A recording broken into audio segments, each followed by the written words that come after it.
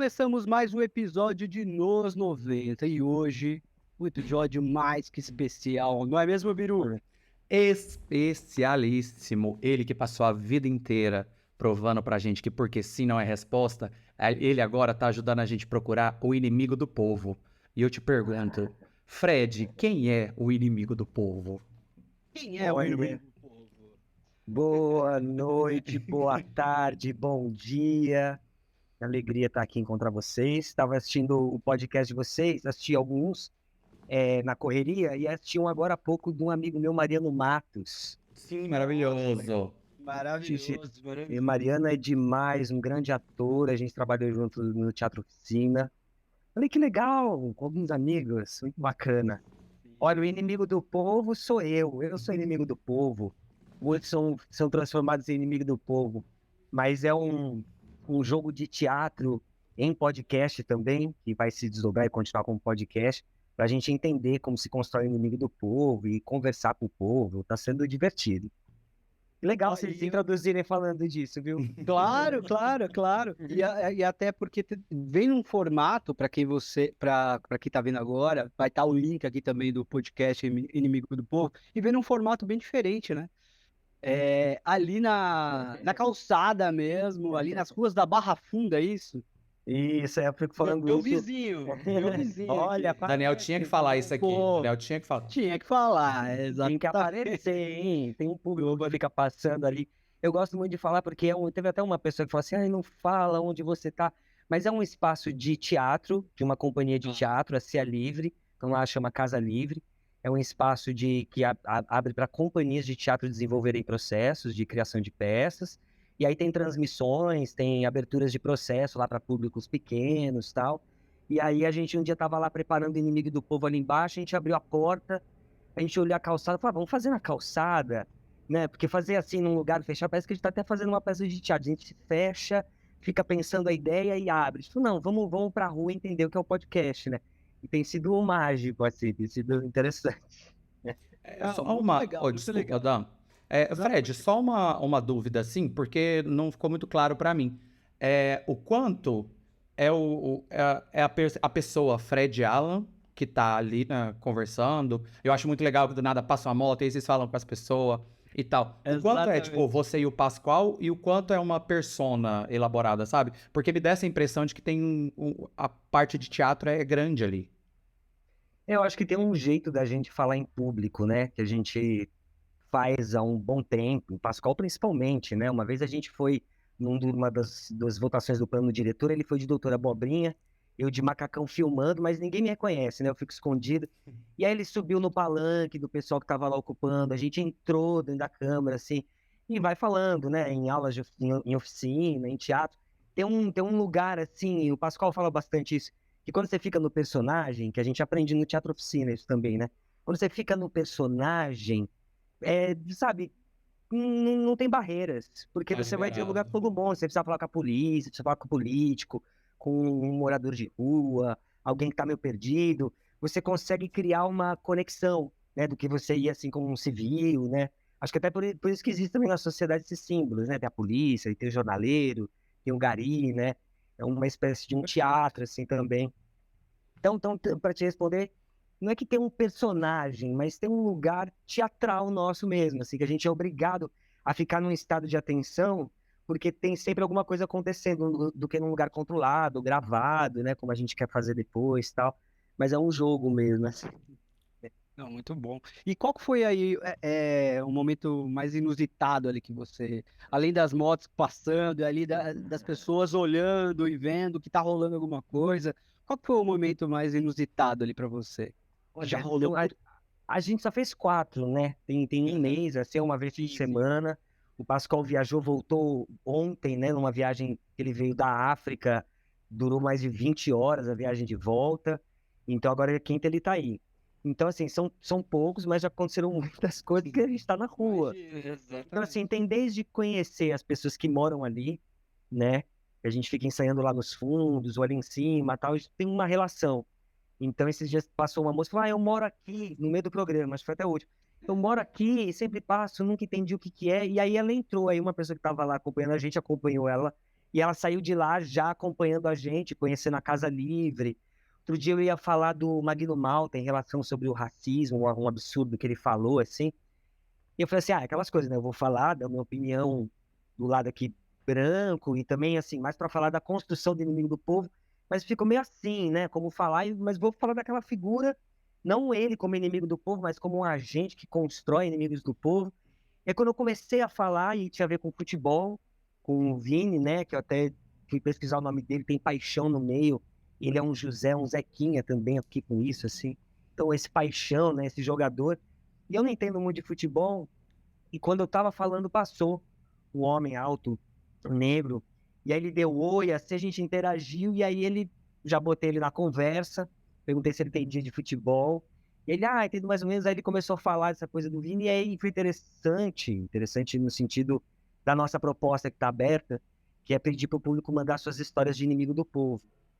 E ele acabou contando a história, o depoimento dele. Ele contou uma história. Ele falou, eu sofro racismo, sofri racismo. E aí contou um evento específico, assim.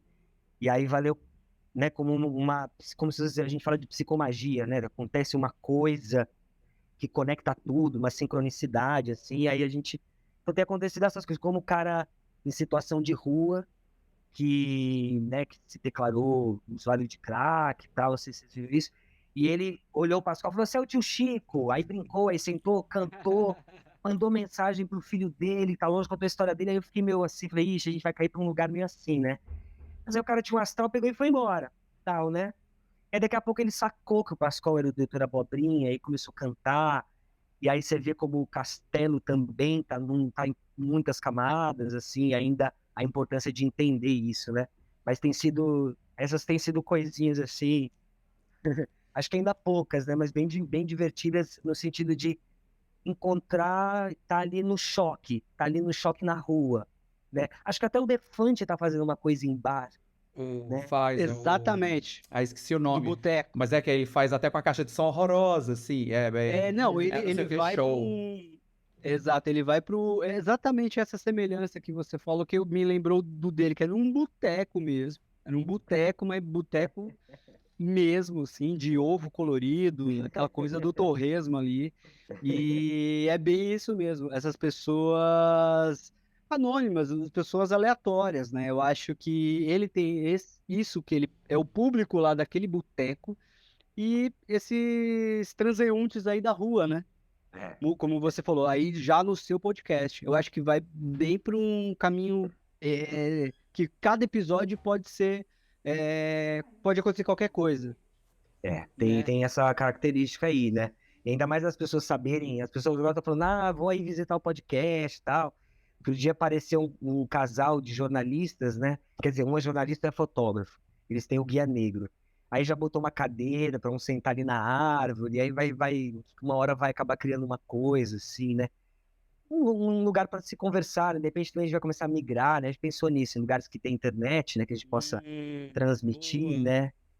Mas estamos Pô, mas devagarzinho ainda. É que é importante falar isso. É ao vivo, toda quinta-feira, 2 da tarde. ex- Quando tem. O exatamente. seu Instagram tá o tempo todo aqui na tela. Lá no Insta dele tem o do Inimigo do Povo, para as pessoas verem quando tem gravação, para não dar um perdido na Augusta à toa. Mas, Fred, você comentou que que foi na votação do plano diretor e alguma coisa, e você sempre foi muito político. Sempre é muito tempo, na verdade, né? Eu sempre vi coisas políticas sua. Aquele lance lá do Silvio Santos, que eu acho uma analogia da vida maravilhosa. Porque, tipo, que ele quer derrubar o teatro pra construir um prédio. Eu falo, gente, eu já vi essa história. E aí, na época do Teatro do Sina, que eu comentei em off, que eu via toda essa movimentação sua, de onde? Porque eu não sei, vozes da minha cabeça, como você era uma criança da televisão, e eu aprendi que gente da televisão é rica. E não é, gente da televisão é rica. E aí, tipo, de onde o Fred da televisão, que a sua carreira infantil na televisão é muito grande. Eu fui ver seu Wikipédia é enorme. Tipo, coisas lá, até programa que eu lembrava da Vila Esperança. E aí, como você foi virando esse ser político e não tipo, a celebridade, sabe? Que isentona? Porque eu comecei no teatro, né? Eu estreiei em 1992, numa peça que chamava Fuga do Planeta Kiltran, com a Cintia e o Luciano. E aí eu acabei caindo meio por sorte, tive que escolher. Minha mãe falou, ou você continua fazendo ginástica olímpica, ou você faz teatro, e tinha que estudar. E aí eu não sei por que eu gostei de passar uma semana lá jogando com várias crianças e tal, eu acabei ficando no primeiro elenco. Sempre fui baixinho, então ia fazer tinha 6 para 7 anos, então parecia que tinha 5, assim, sabe? Então estreiei no teatro e tinha uma diretora que começou a me levar para tudo que era peças de teatro. E quando o Karl Burger foi assistir, eu fui gravar o Castelo, aí já comecei a fazer peça adulta, eu dançava flamenco. Essa diretora abriu um teatro que era o antigo Mambembe ali na Rua do Paraíso, e virou o Teatro Paulista, que hoje não tem mais, infelizmente. Lá foi uma primeira vez que eu vivi uma manifestação em silêncio, porque do lado tem um hospital e acabou comprando aquela coisa assim do dono, né? Porque eles tinham alugado o teatro.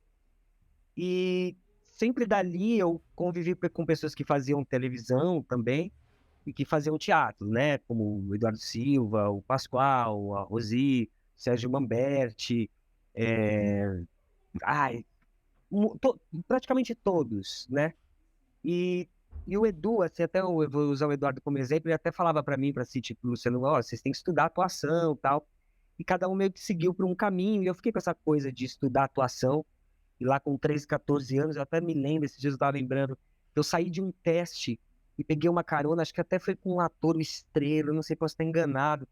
E ele começou a falar para mim do Stanislavski. E aí eu fui atrás de começar a ler, comecei a ler, ler, ler. Acabei estudando também a história do teatro brasileiro, que eu fui fazer uma peça que era o Noviço, com direção do Eduardo Silva, o Noviço do Martins Pena. E eu acabei conhecendo um amigo mais velho, e ele falava para mim da época da ditadura dos estudantes, eu ali com 13 para 14 anos, falando assim, nossa, como assim? Lutão contra a ditadura? Que história é essa? Não sabia. E comecei atrás, aí fui ler 1968, né? Fui atrás de leituras e acabei conhecendo Teatro Oficina, que abriu, tinha aberto na época ali, 99 para 2000, uma oficina através da Oswald de Andrade para ler Os Sertões, de Euclides da Cunha. Eu nem sabia que era Os Sertões, achava até que era algum outro livro, assim, Os Sertão Veredas e tal, e fui lá fazer o teste. O teste era assim, tinha umas 200 pessoas, ficou cantando no Teatro Oficina, e aí cada um foi fazendo uma cena, eu não sabia muito o que fazer, e fiz uma coisa lá que eu tive uma aula do Zé, assim, de geografia maravilhosa, e fiquei lá fiz os Sertões, né, com idas e vindas, mas fiz os Sertões. E acho que nesse momento eu também conheci a Arte contra a Barbárie, que era um movimento político que estava acontecendo com alguns grupos de teatro, né, alguns ou muitos grupos de teatro, para conseguir conquistar uma lei que pudesse bancar pesquisas de teatro, né? Então tinha uma geração dos anos 90 era muito diferente, né? Era ligado para patrocínio, mas sem a Lei Rouanet como a gente conhece. Muitos não conhecem a Lei Rouanet como é que funciona realmente, né? E como até uma lei de fomento ao teatro e tal, ou até editais para montagens, etc. Mas acho que foi aí que eu comecei a participar dessas reuniões, encontros, manifestações, e não parei desde então. Então, quando fala... e aí eu fui entendendo que esse lugar onde a gente trabalha a cultura com dinheiro público, ele está ligado ao valor e não ao preço. E o Pedro brincou, né? Falou, o pessoal de televisão é rico, talvez alguns sejam, tenham essa ilusão, como até eu já ouvi até um companheiro meu falar assim, quem faz teatro não fica rico. É porque a gente que faz teatro está pensando o valor, não o preço das coisas, porque a gente trabalha através de um edital, então você faz tudo direitinho, tem planilha, então você pega um edital de 200 mil, 100 mil para montar uma peça, é muito pouco. Então a gente acaba pensando um projeto enorme, você bota lá na planilha, vai dar 500 mil, 600, 700, até 1 milhão, mas na hora que você vai fazer, você tem que enxugar, você tem que ir fazer de várias formas, e compartimentando, dividindo ele. Você vai usando isso também até para viver, porque o teatro você vai ter nesses gaps de esperar editais, aí dá uma aula, participa de um grupo, né? E aí também vai fazendo um comercial, coisas assim, né? Então acho que foi aí que eu acabei me envolvendo e que aí nesse mundo virtual acaba separando, né? Política, arte e público, né? E na verdade, pelo menos para mim, e eu acho que para muitos artistas desconhecidos que estão na área de circo, de música independente, de artes plásticas, né? Em grafite, esculturas e tudo mais, como teatro. Teatro é muito grande, né? Nas periferias, né? Então, eu acho que foi meio por aí. Tem essa separação, mas Obrigado pela pergunta. É uma reflexão que eu nunca me perguntaram, mas... É meio que o fazer teatro e viver teatro, né? É algo disso. É que eu acho que a produção também, né? Trouxe muito isso. É porque a gente que produz, né? Com aquele grupo de pessoas, então a gente pensa, então a gente tem... Aí tem alguém que escreve melhor, alguém que vai fazer uma planilha, aí você consegue em algum momento alguém que vai fazer produção, você acaba botando seu CNPJ, ou bota...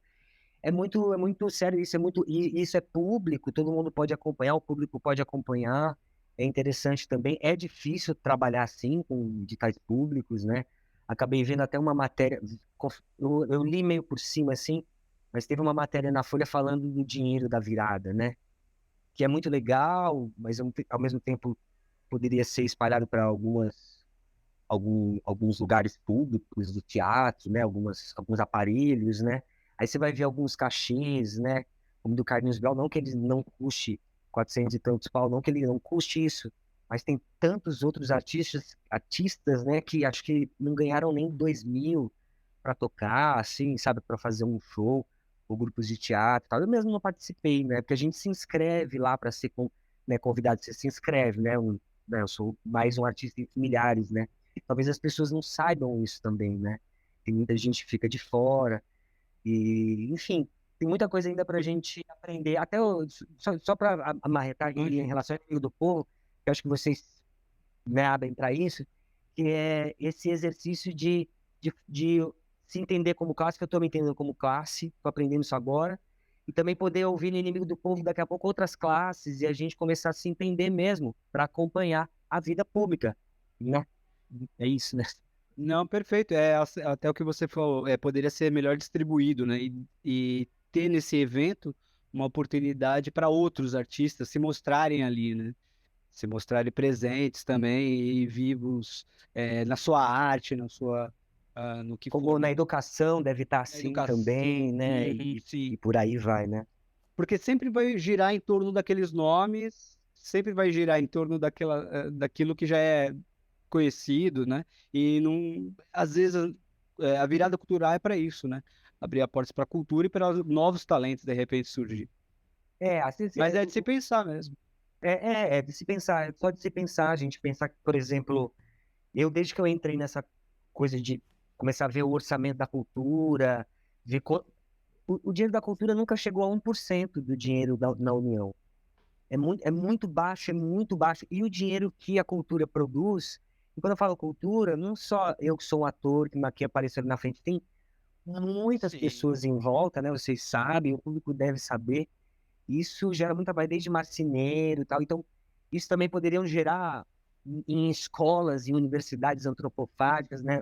Outros ensinamentos, né? Então, isso há de acontecer, né? Eu só deixa eu fazer acrescentar uma coisa, Dan. É assim, a gente falou de uma vertentezinha só, quando a gente citou até o nome do Carlinhos Brown, mas é importante a gente deixar isso, porque principalmente na Lei Rouanet, quando eles querem descredibilizar a lei, eles usam um cachê de uma Ivete Sangalo, um cachê de não sei quem. Então, quando a gente tem principalmente iniciativa privada, a iniciativa privada quer esses grandes nomes, querem não sei o quê. Então, só para não falar, tipo, ai, tá gastando dinheiro na virada cultural com o Carlinhos Brown. Não, é Não, importante, pelo a gente contrário, entende. pelo Isso. contrário. Exato. Tem quantas pessoas não poderiam pagar um show dele, né? E ao mesmo tempo ele ser um espelho de mobilização de pessoas que vão andar pela cidade, conhecer a arquitetura, porque acho que a gente também tem que aprender a olhar pela cidade, sabe? A cidade de São Paulo ela vai comendo a história, né? Então a gente também tem que saber aprender a olhar a cidade e saber entender e trabalhar com os arquitetos, né? Assim, trabalhar com a inteligência de mobilidade, né? Menos carros, talvez, uma mobilidade pública melhor, né? Então, assim, é tanto a se pensar que, pensando em relação ao Carlinhos Brown, ele é muito favorável nessa dinâmica toda. Então, são muitas coisas. Então, quando vem essa crítica, não é uma crítica, é um ponto para gente, para todo mundo falar, opa, peraí, então vamos lá, vamos conversar com ele também, Isso, é nesse vamos sentido. juntar, vamos, Depois alguém né? pega um corte e Fred detona Carlinhos Brown. Não foi isso, não foi, Pelo contrário, Fred detona Carlinhos É. Brown e pelo não é isso. contrário, pelo contrário. Fred, você é de São Paulo, você é de onde de São Paulo? Eu nasci em Santo André. De Santo André. Legal. Nasci lá. E aí, bom, até pegar o gancho que você falou que o Cal viu a sua peça. Na época, você estava ali com 7 anos, é isso? Isso, eu tava fazendo peça no Teatro Sérgio Cardoso. A gente estreou. Acho que a gente até estreou no Sérgio Cardoso, se eu não me engano. A gente também fez peça no Antigo Augusta, né? Eu lembro de um processo na Monteiro Lobato. Então eram dois elencos de crianças, porque, né, coisa de escola e tal. E eu tava num elenco que tinha Cíntia e Luciano. E Já aí, tinha. Luciano. Ah, sim, sim. Ele E você foi atuei premiado, né? através. Eu fui indicado a ator revelação, No Wikipedia né? fala que você venceu. Olha Não venci, não. Não tem pra Você arrumar que esse fez Wikipédia. Wikipédia.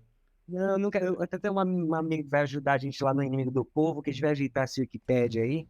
Mas eu Boa. não ganhei, não ganhei. Mas pô, fui indicado em nome de pessoas que, enfim, acho que até os palapatões foram indicados nessa época. Mas ali o Cal foi no Sérgio Cardoso assistiu, eu lembro até de conversar com ele. Mas aí eu fui fazer testes, né? Eu fiz bastante teste. Eu ia perguntar sobre esse teste. Você fez um, assim, de coração agora, pô, já fez até o especial. Porque a gente sabe que o Luciano e a Cíntia fez um teste, mas não, né? Já era deles.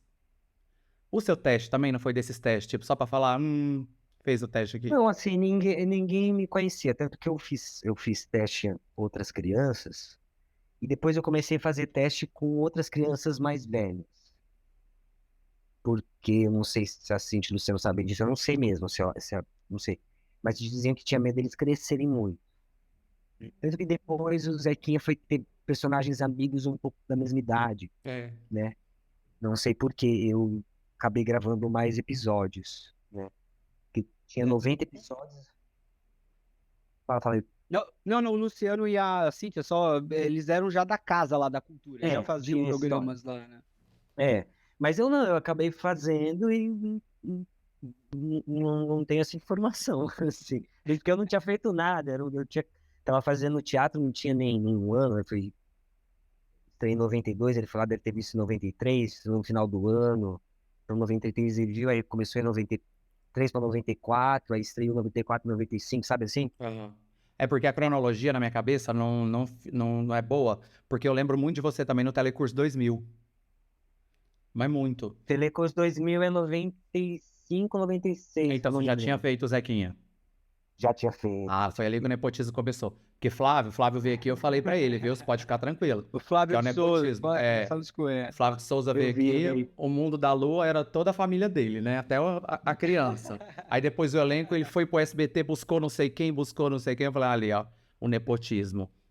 Mas quando É. teve a coisa do telecurso, foi, assim, eu era muito criança, mas eu lembro de ter muita gente de teatro também, inclusive estou trabalhando numa companhia Se é Livre, que é a Lúcia Romano, uma grande atriz, ela é professora também.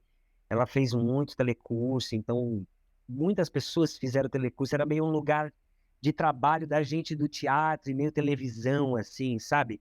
E aí eu acabei indo, mas nossa, era maravilhoso gravar, porque a gente tinha um dinheirinho, quem conseguia um trabalho fixo lá, um programa fixo era mais legal ainda, assim. Não, com Era, certeza. É que eu era professor de biologia até ano passado. Aí eu lembro que eu já usei 2 episódios que você aparecia. Um era que você tentava fazer iogurte com vinagre. Aí eles explicam a diferença de fermentação lática para fermentação alcoólica. E o outro é um sei o quê, Olha aí, hein? puberdade. que maravilha, esse É, da verdade sempre bomba, que tem o Caio o Caio Castro, o que ele fala. Pinto, É, o meu e super claro, porrinha. Caio Blá. Caio Blá. Porrinha também é a palavra que bomba também. É. Não, e aí, aí voltando lá nos editais, porque eu pensei que tinha alguma coisa a ver com o Sistema S. Que aí, como você falou de edital, alguma coisa, é o que eu pensei, o Sistema S deve ter esse pessoal que fez edital, que participou de não sei o que. Aí a relação que eu fiz foi essa, não foi uma relação do nepotismo do Flávio de Souza, que eu já falei pra ele. Vamos deixar ele claro. Ô, Fred, desculpa, Dan, e te incomoda ser o Zequinha? Eu demorei para entender, Zequinha, porque eu vou falar como eu entendo hoje, né, assim, mas os personagens, eu fiz algumas peças de teatro, né, fui fazendo, assim, tô fazendo, então são personagens que vêm às vezes uma peça com vários personagens, e esses personagens, eles não acontecem só ali, né, ao mesmo tempo de ensaio, você em casa lê texto, você estuda. Então você vai meio baixando, assim, você vai estudando, vai evidenciando, vai ficando naquela, independente de como cada um quiser entender, né? Mas você fica convivendo com aquela coisa. Aí você acaba a peça, você vai para outra, né? E teatro é isso, você faz, acaba, todo dia. É uma arte que se constrói e desconstrói todo dia. Essa coisa do Zequinha, eu ia passando e era sempre o mesmo personagem. Então, conforme foi vindo a idade, então quando na adolescência eu fiquei revoltado, não quis fazer, não queria saber, né? Apanhava na rua por causa disso, assim, tal, aquelas coisas.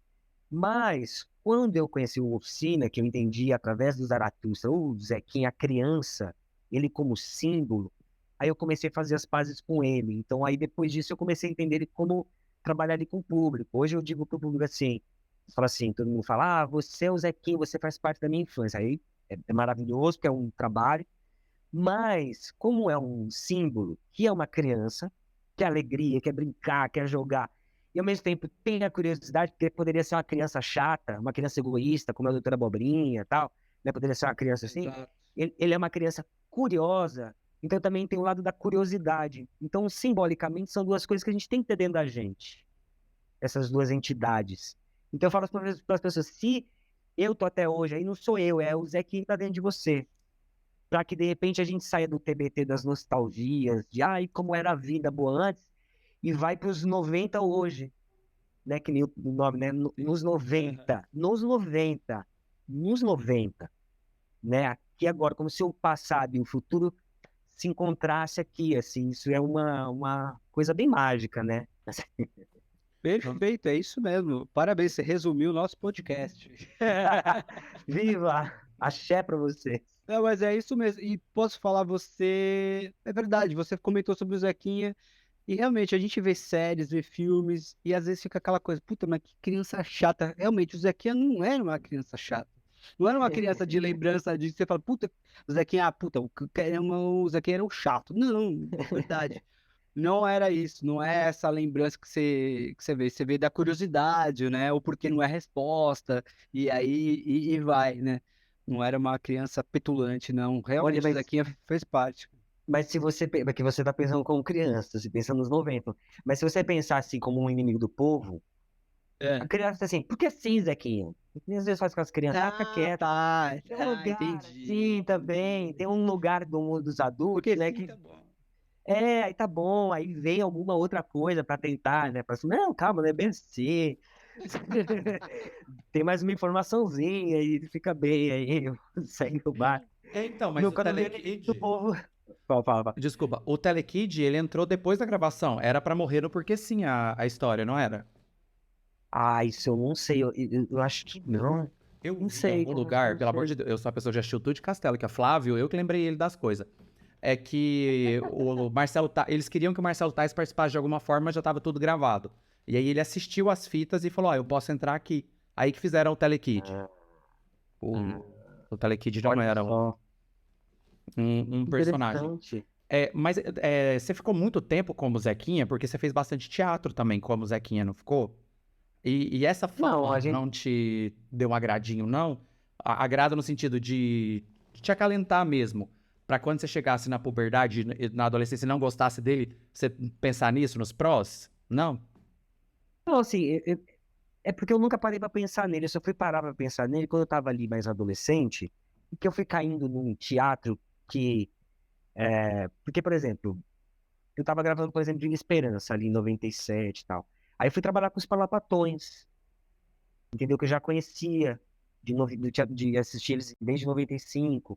Aí logo depois já tava fazendo a peça do Castelo rá onde está o Nino, né? Aí depois estava fazendo o Noviço, ou talvez alguma outra coisa. Então não tinha, se era o Zequinha, não tinha muita relação. Só óbvio que a hora que a gente ia fazer a peça do Castelo, lotava, ou qualquer outra peça não era tão igual. Mas para mim não mudava, assim. Isso até é uma coisa que eu aprendia e ando na rua, sempre andei. Ó, eu até falei isso no podcast que eu fui agora, Gnomo Pod, falei lá, lembrei que já fechei shopping center, mas sempre fui, nunca deixei de fazer coisa, de conversar com as pessoas, e etc. Sempre fui, às vezes, até posso estar mal-humorado, como até aprender isso também, não poder, às vezes, estar mal-humorado, depois falar, por que eu não posso estar mal-humorado? Também tentar ser quem eu sou e me comunicar como eu me comunico, né? Por isso que, às vezes, quando vem algumas coisas assim, antes e depois, aí vem umas biografias muito malucas, né? Fred é professor, ou isso, sei lá, algumas coisas malucas, é porque a pessoa nem escreve para mim no Instagram, em qualquer lugar, porque eu me comunico, aí vou dentro das possibilidades, né? Nem se dá o trabalho, né? Pega qualquer manchete, qualquer foto e põe lá onde está, por onde está. Nem se dá o trabalho de entrar em contato com você, né? Total, e isso acontece muito, né? Então Sério. tem que lidar um pouco com essas coisas. Isso é difícil, mas talvez como meus pais e eu, a gente nunca teve ambição, vai ser artista, etc. Eu sempre escolhi. Então eu tenho esse trabalho e esse trabalho. Eu escolhia, sempre tinha que estudar. E eu sempre tinha tendência de ir pro teatro. Uma hora eu estava lá em grupos de teatro, e aí entrando num grupo e outro, e outro, e outro, e participando de coisa, e tem o meu grupo, né? E aí descobri uma pesquisa de teatro, né, que eu desenvolvo. Então é uma coisa. Mas sobre esses bytes, eu até tinha comentado com o Daniel. Eu falei, a gente não vai falar disso aqui porque aquele cara foi muito ridículo. Um outro podcast, não é nem podcast, é um canal.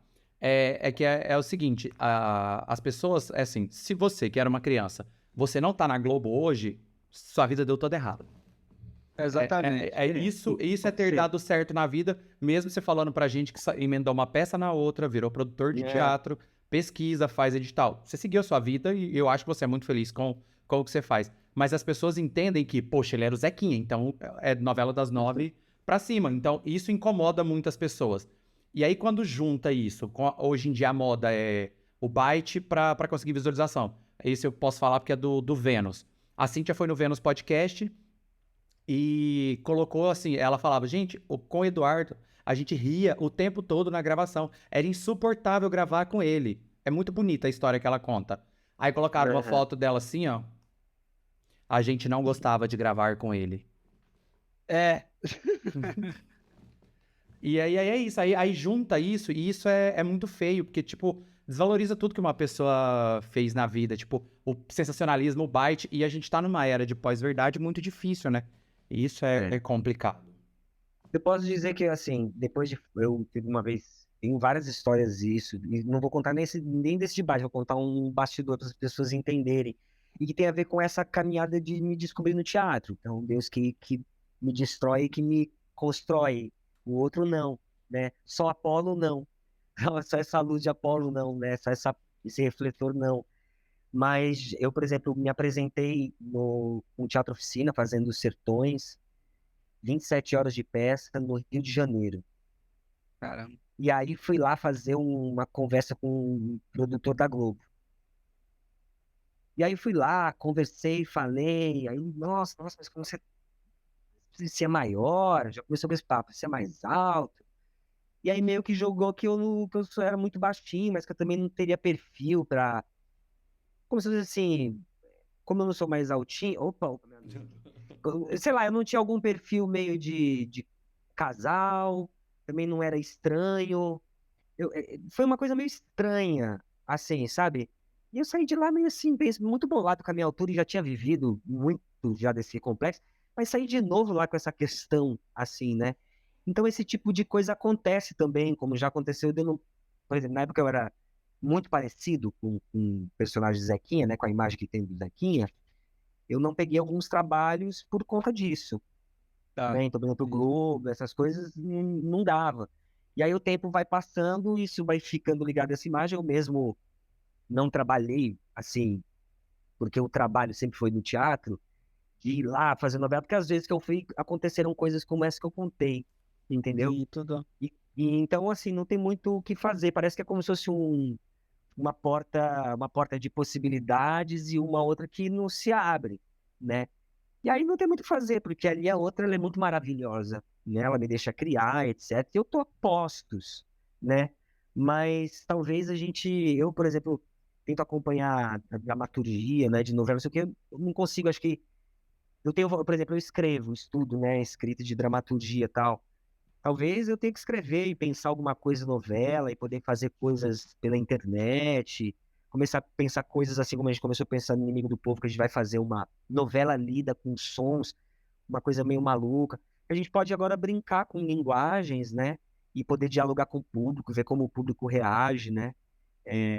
Acho que isso é mais interessante. A gente tem um trabalho novo ainda a fazer, né? Principalmente a gente do teatro, né?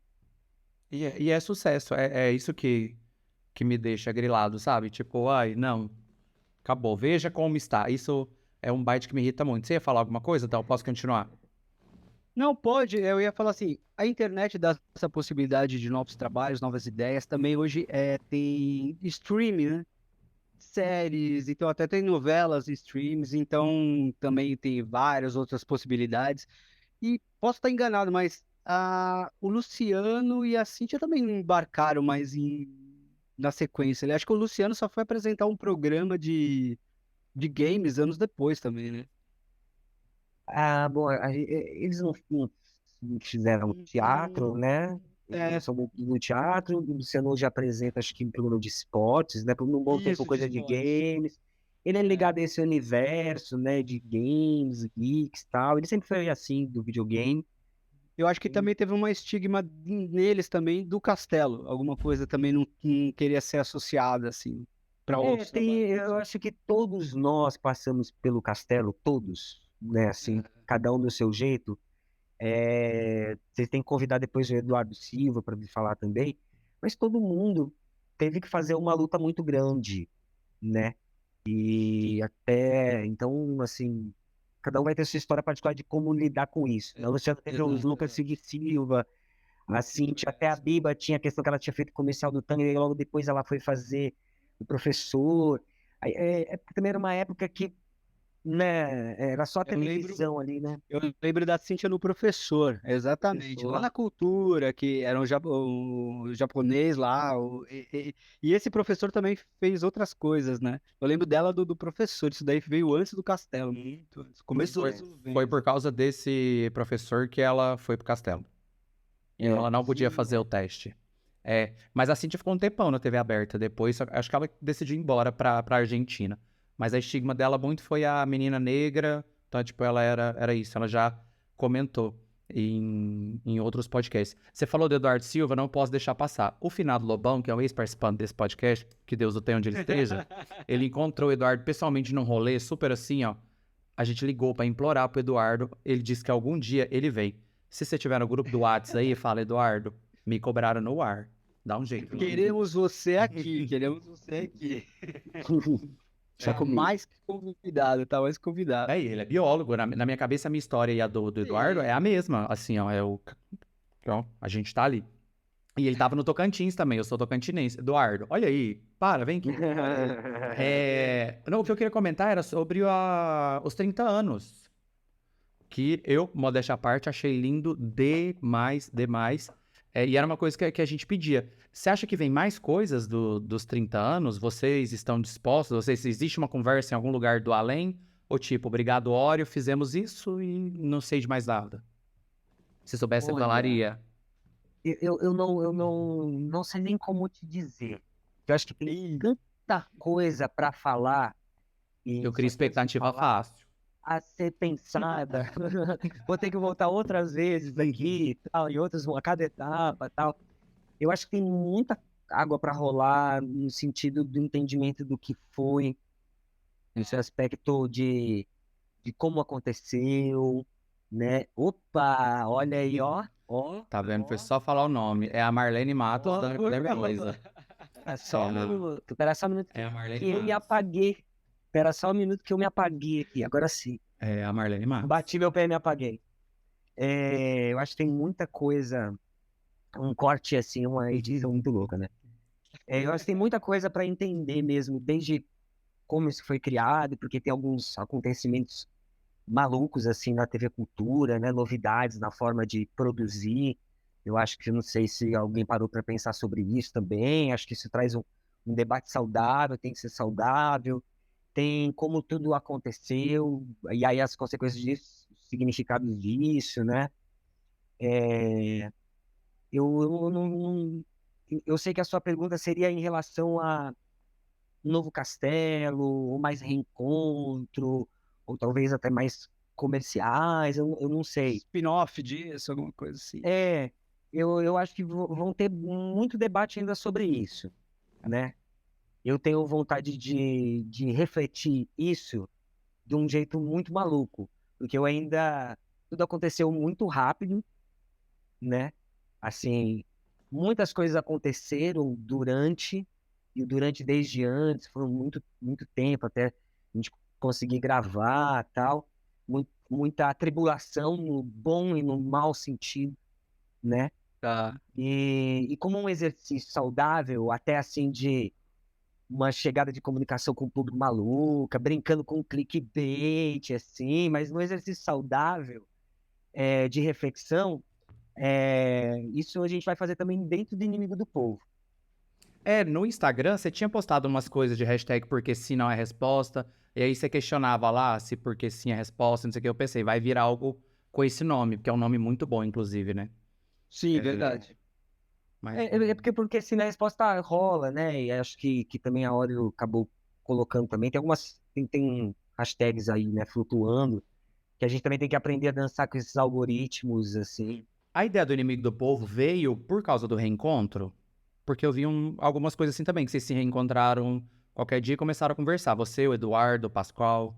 Eu vi umas coisas Na assim. verdade, acho que o Inimigo do Povo é uma consequência disso que você falou da nossa relação política. E aí ela não se reduz a uma questão política. Senão, então o que que é?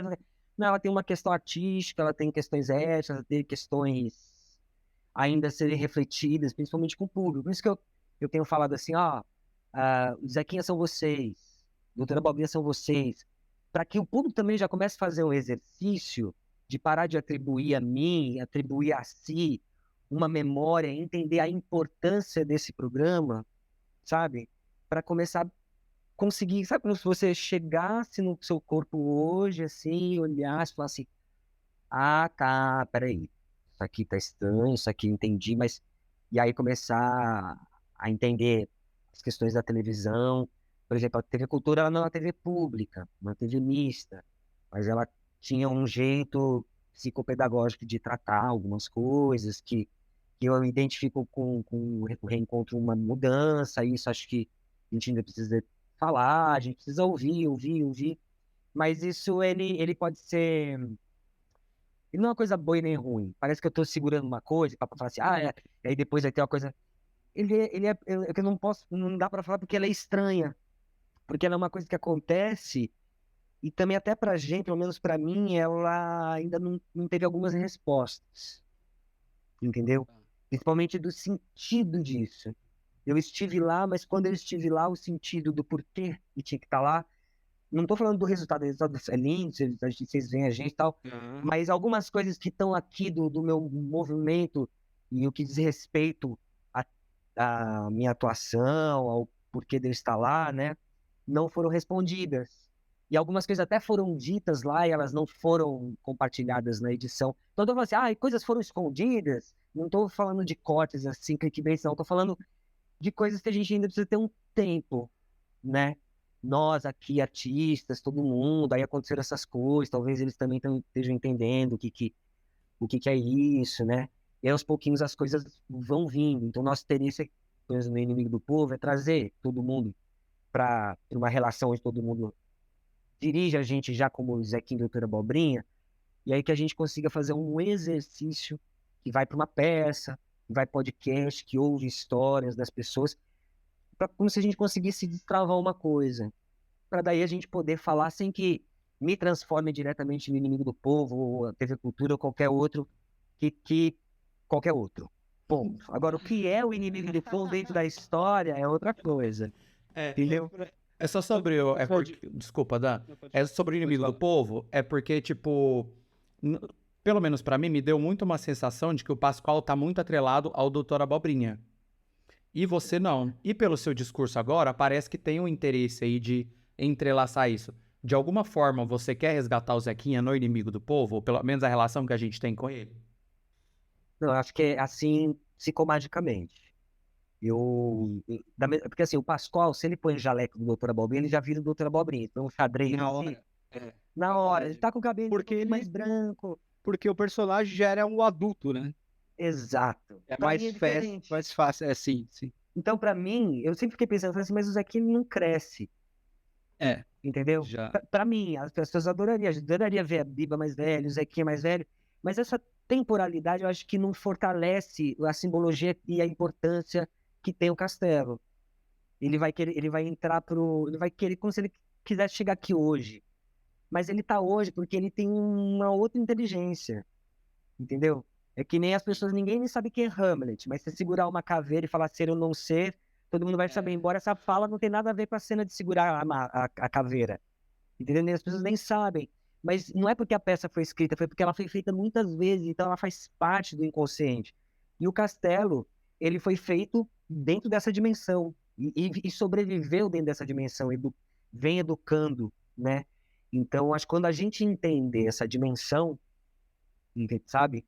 Que não é só falar assim como se fosse um programa de televisão. Ele tem uma força teatral, ele tem uma força educativa, socioeducacional com entretenimento, né? É uma coisa que se perdeu, se enfraqueceu, né? Infelizmente com o neoliberalismo, esses clickbait todos, mas que a gente ainda vai fazer um exercício de conseguir transvalorar essas coisas, né? Por isso que o que eu tô falando é, assim, em relação à coisa do castelo, porque a gente não entendeu a dimensão ainda, nem antes nem agora. E elas estão ainda a serem respondíveis. Então, quando eu tiver respostas maravilhosas, eu vou falando isso. A gente vai cobrar. Agora, quero fazer uma pergunta. Pelo menos é a minha última sobre Castelo, tá? Porque eu quero muito esse byte. Eu vou colocar no TikTok bem grande assim, ó. E caso você não queira responder, você pode falar só porque sim e a gente continuou, tá? Por que você, Luciano e Cíntia não estavam no filme do Castelo rá tim Não sei. Tem que tentar pro calo. Calma, vem aqui. Eu vou colocar lá assim, ó. Fred e Alan contam toda a verdade porque não estão. E aí a resposta vai ser: não sei. Não sei.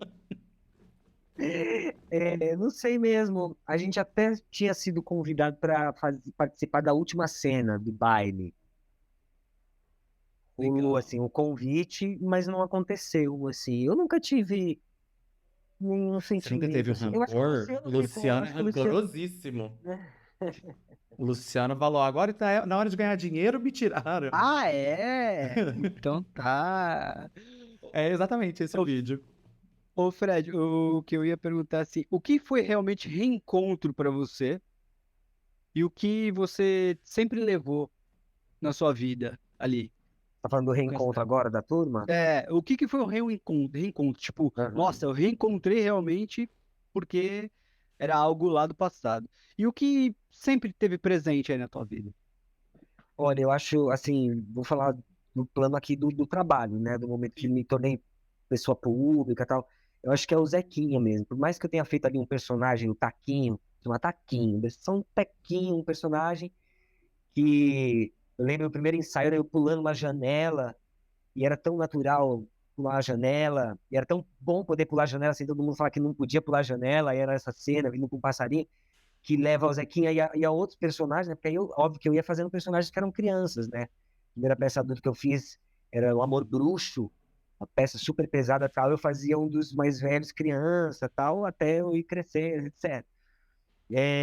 Mas acho que esse reencontro me trouxe de novo com algumas demandas, que é engraçado Pedro falar logo da coisa da política, mas que eu reentendo que tem que ser tratadas com um carinho mágico, um carinho de consciência também política, mas carinho, assim, de criação. Quando a gente cria uma coisa, a gente tem carinho. Eu também fiz parte de uma coisa que foi criado carinho e que acabou me criando numa parte minha, porque eu não dá pra falar, eu sou o Fred, sou isso.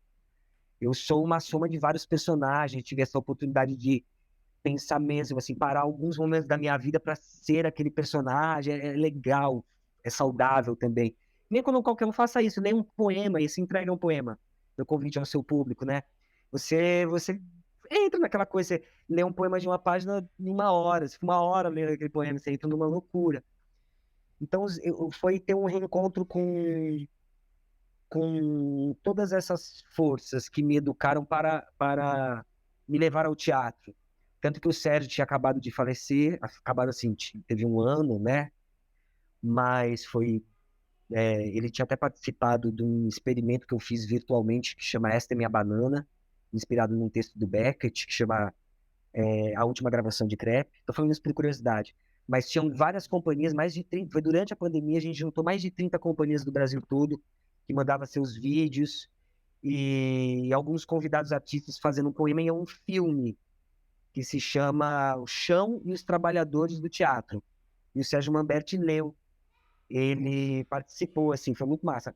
Ele estava doente de uma outra coisa antes, estava acamado na casa dele. Ele falou: não posso me encontrar, mas olha como ele foi fofo.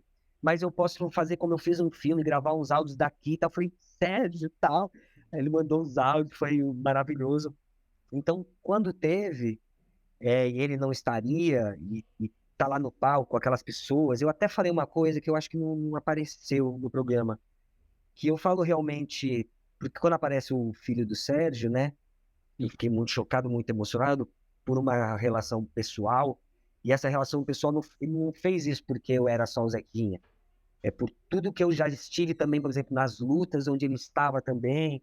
Teve uma vez que a gente conseguiu abrir o Teatro do Sina, né, e ele estava na presidência, ele sentou com todo o movimento lá, e eu falei para ele, falei: ó, espero que você não esteja abrindo um teatro, porque a gente, né, eu sou o Zequinha.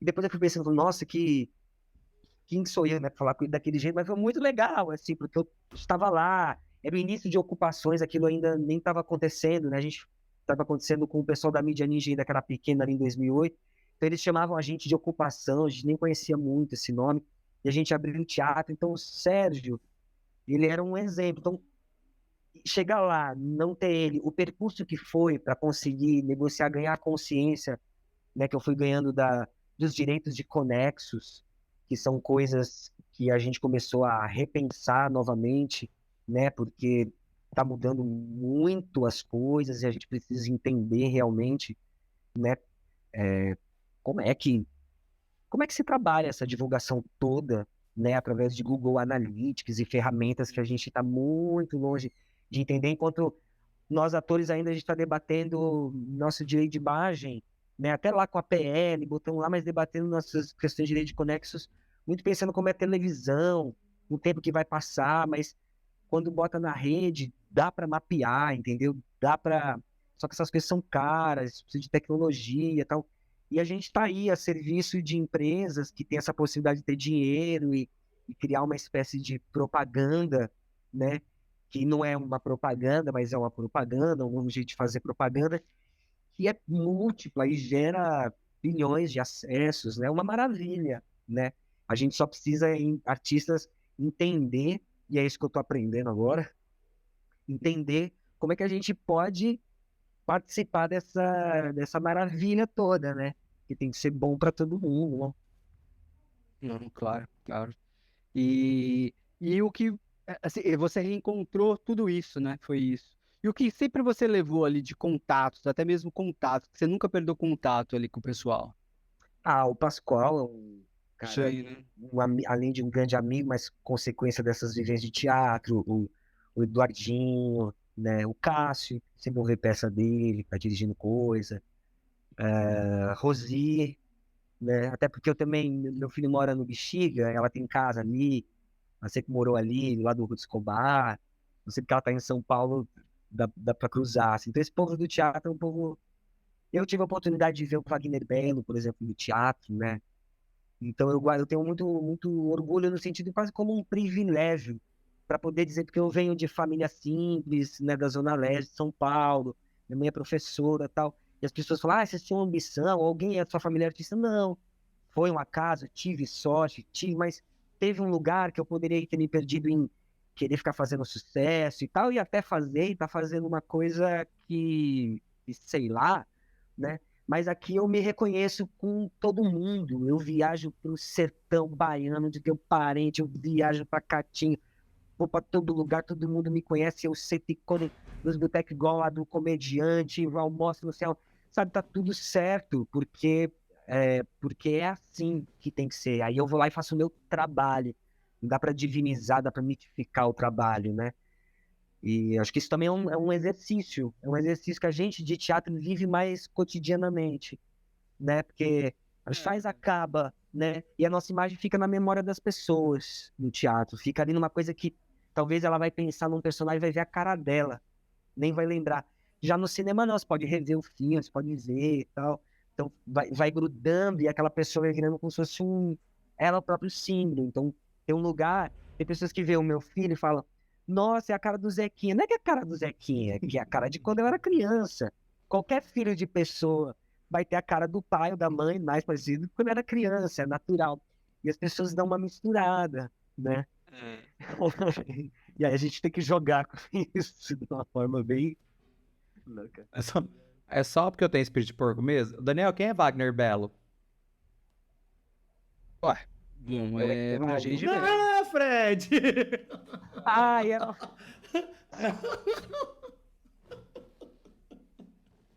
Ele não faz ideia. Ele finge muito as coisas aqui, você precisa de ver. Ele finge costume com todo mundo aqui. Às vezes alguém chega aqui e fala assim, tipo, ah, porque aí eu fiz a peça do texto de não sei quem, não sei o que ele. Ah, isso que eu ia dizer, eu ia mesmo, né, Daniel? E você ouviu quem é o Wagner Belo? Oi? Você ouviu quem é o Wagner Belo? Não. Ah, então tá. Então fica aí, gente. Quem que é? Ah, Não, deixa eu revelar aqui o espírito de porco aí falou. Quando eu tinha 10, 12 anos, eu juntei o pessoal lá da minha rua, tinha uma rádio comunitária ali na minha rua. E a gente tinha um programa de rádio lá. E uma vez o X-Tudo foi lá. não, Agora eu não lembro o o nome. Gerson de Abreu. Gerson de Abreu. Gerson de Abril, só que foi aquele que. Pô, agora eu não vou lembrar o Ah, o nome que é dele, comediante só que Márcio ou alguma coisa? Não, ele é um repórter, que ele é ator. Cara, Aquele menininho de franjinha, Rafa alguma coisa? Não, Não. senhor. Um senhor, ele tinha um terno, ele é ator. Ah, o que fazia a o esfinge Dorival também. Riso, o Dorival Riso. Aham. Isso, exatamente. Ele foi lá, e ele fez um quadro lá com a gente, que a gente tinha um programa de rádio, e aí eles queriam falar com as crianças que tinham esse programa de rádio, a gente Nossa, falou. que sonho, Daniel. Eu achava que você era um Zé Ninguém. Agora você solta Ué, uma pra dessa. você ver, Nossa, agora que fino. toma.